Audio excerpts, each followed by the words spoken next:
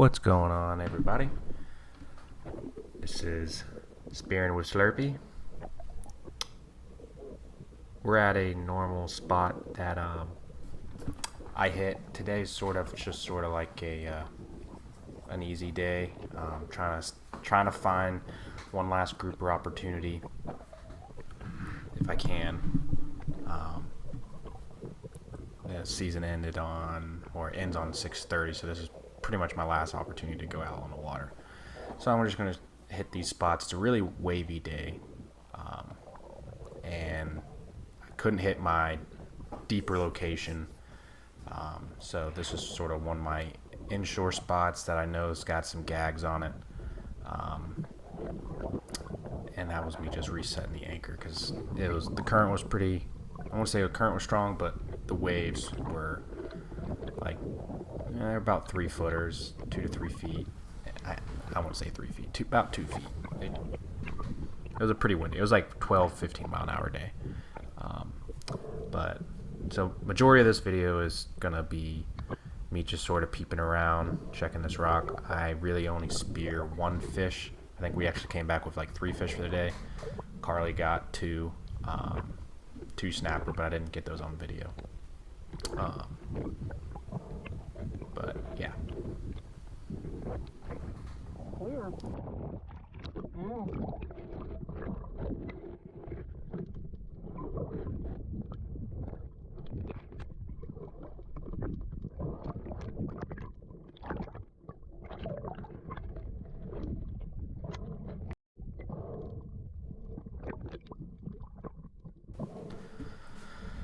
But first off the bat, I already start sort of noticing that there are some gags. There's definitely a lot of little snappers swimming around, and so I take I like to say I take a drop, but it's I'm only like 6 feet of water, and you can see like two spooked off right there.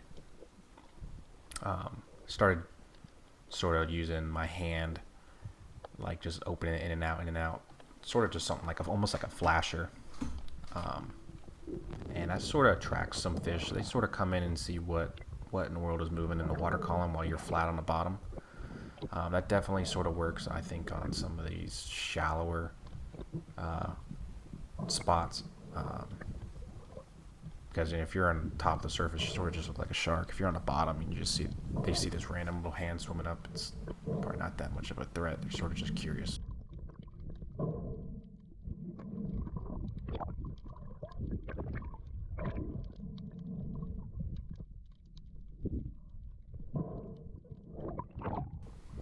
But right here, it's sort of hard to make out, but you sort of see that grouper sitting right in between both of those rocks. There I am just trying to flash at him, see if he'll like give me a turn so I can really judge the size. And he's probably 22, 23 inches. And he actually leads me to another one. That's him on the right. But you sort of see this one on the left. And he was kind of big. I mean, he might have been 24. But this one on the left that I'm staring at right here, I was like, this one's probably good. And I'm trying to be relaxed with him, not chase him. And he just never actually gives me a good turn to where I actually committed to the shot. But there's no worry. I mean, I wasn't chasing him or anything, so I was just going to let him sort of chill out. Maybe he'd give me another opportunity.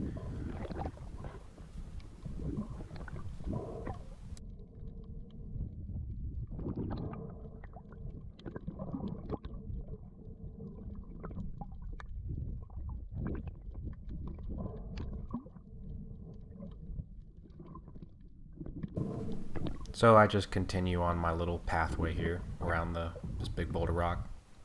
See a little small sheephead. Not interested in shooting sheephead today. You can see this one. That was the bigger one, I think. Or no, that was just another small one. There was another big one here. Yeah, there he is. That's the one I'm trying to get. Played with a couple spots, a couple little drops, and I got real low into the grass this time. And he just disappeared in the grass. I mean, I don't think a lot of people think grouper even in grass flats, but I mean, you can get some of these gags where they got some size to them, and they're just hiding in the grass flats. They'll be on one little tiny rock, and then they'll just disappear into that grass. It's the wildest thing. But that's what happened there. That one definitely was probably 26. Definitely right at that shootable limit. I don't think I would have probably actually taken a shot because he wasn't in my mind big enough, but he was the biggest one of that day. Or at least in this little dive. But so I just keep on slow pace swim through the rocks. Usually on that first drop in off the boat, I tend to not swim really hard. Just sort of just floating, barely kicking the fins. I tend to think that's a little bit less aggressive as a predator. You know, I'm different than what they've seen. I'm wearing blue shorts and a camo shirt. I mean, it's kind of different. So I just keep doing these little drops, try to flatten myself out, put my hand in the water column, move it around. You can sort of tell I'm looking around, looking behind me, stuff that's following me. There's a bunch of little schools of snapper. And then swimming along, and then there's another little grouper. It's probably hard to make out, but he's sort of right there in the center. I'm just sort of waving at him. I mean, he just completely keeps following me in a circle, like not moving, but just keeping his head on me, and I thought that was kind of funny. Definitely territorial. Watching my every move, not making sure I'm a shark or whatever, trying to get at him. Small grouper, but it's always fun just to see grouper in general. There's a lot of grouper on this spot. I'd probably point out probably 10.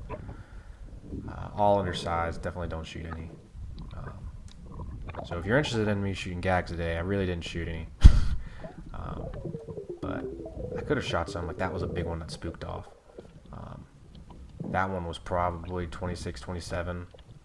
But he swam off so quick, I couldn't even be on a slow approach towards him. Which that happens. The bigger ones are a lot more spooky. The smaller ones tend to be like red grouper and sort of a little stupid. Like there's another one I pointed at. It's like they know, they know that you're after them. But that's part of the game, You only got limited months to shoot these guys and find the big ones, so it's all fun. So it's part of the challenge. So there's some big snappers that roll in here. These are all right at that 13, 12-inch range. But they're all right above the rocks. And there's a grouper right there. This is a hole in the center of the rock where all these snapper hang out. If the grouper hanging out in there, the snapper tend to not be able to go in there as much. They sort of hang around the top, which is pretty beneficial when I'm trying to shoot mangroves for the day, because the gags that are in there sort of push them out. But that was me trying to spook it out, see if I can get it out. Was still an undersized grouper. I wasn't going to shoot it. I just wanted to see where the exit hole was. I've been watching that one for probably a couple trips now, and I can't find where their exit hole is. So if one goes in there that's a big enough size, I want to know where it's coming out of. And it seems to be they just go in that hole and come out. So I still haven't found the exit hole. But anyways, that was a snapper that kept following me. I looked back. I didn't get a good shot. It was straight in the middle of the meat, but shooting these little 13-inch mangoes, it's kind of hard. You sort of get the shots you get. And I've had a couple people ask me why I put the fish on. I don't, I like to reload the gun, not with the bands on, but just, put the fish on, have it reloaded just in case, I could easily take off that snapper, toss it, use it as a flasher, and then spear something bigger. Grouper or cobia comes by, and as I'm swimming back, there's another grouper just watching me, seeing what's going on, probably saw the shine of the scales. And then I'm skipping around a lot, so there's a little grouper you can see in the grass, and then he just disappears, like I said earlier. I mean, be on a little tiny rock spot, and I was just swimming around on the outside of the rock area into the flats, and he was just hanging out there. And then there's another one right on the edge.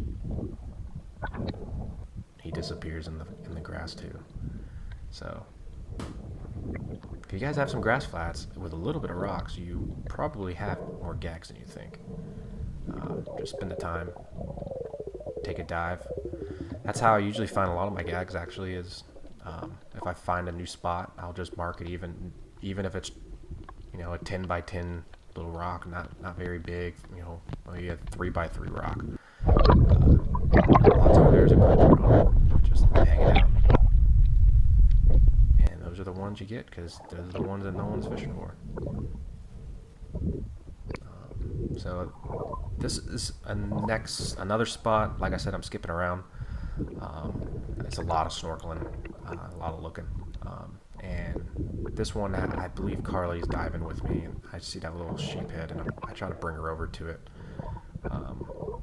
It's like a 12-inch sheephead. It's not very big. I definitely wouldn't shoot it, but this is Carly's first time actually spear diving or spearfishing, so like I wanted to give her this little opportunity and just show her too, like, these are the type of areas and spots that sheephead like to hide. They wedge themselves up underneath. So there's just the spots you gotta sort of be on the lookout. And then there's this little boxfish that I was just showing her. You don't see these all the time, but it's sort of funny. He actually follows me for a little bit. I try to grab him here just to bring him up and show her, but he spooked off. But he ended up following me. You can see him right on the right. For some reason, he liked me trying to grab him, I guess. I don't know, but he just kept on following me as I was checking these other little spots and trying to show Carly too. Get down low and try to wiggle your hands around. Snapper and stuff tend to come check you out. So this is sort of a training day, getting her comfortable with the water. I think last 2 years she's only done scalloping with me, but she got a little bit more confident. I bought a new smaller Cressy gun. You guys will see it towards probably the end. It's a single band. Yeah, it's right there. Single band. I think it's under 30 inches. I think it's I have to measure it, but I think it's like a 24-inch gun. It's not that big. But it's something you get practice somewhere. Poles, slings. In this case, this was like a $70 spear gun I picked up when I was in Key West, and I thought it was kind of cool if I ever scuba dive or just want to have with me when I'm traveling and not carry the big gun. But I was pointing her to this rock back here. This is where all the snapper are that have that hole where they keep swimming in with the grouper, and I'm just trying to show her hey, this is sort of the spot they do. She actually didn't have this loaded all the way. It's got 2 slots. I don't even know why it has 2 slots. It really only needs 1, and it needs to be in the back because this thing shoots maybe 5 feet, and probably 2 feet of it is the actual power. But there I am pointing at the little hole where the snapper are hanging out, trying to guide her with it. There's one right there that was probably good size. I could probably hit it with my gun because it's longer, but hers, you got to be up close, which she does spear a snapper later in the day. I did not get her first speared fish on film because my GoPro died. I was really upset, but that's what happens. Sometimes you get camera issues. But she does get a shot off on this fish, one of these snappers, and she understood the excitement after too. It's dang it, and you want to go again.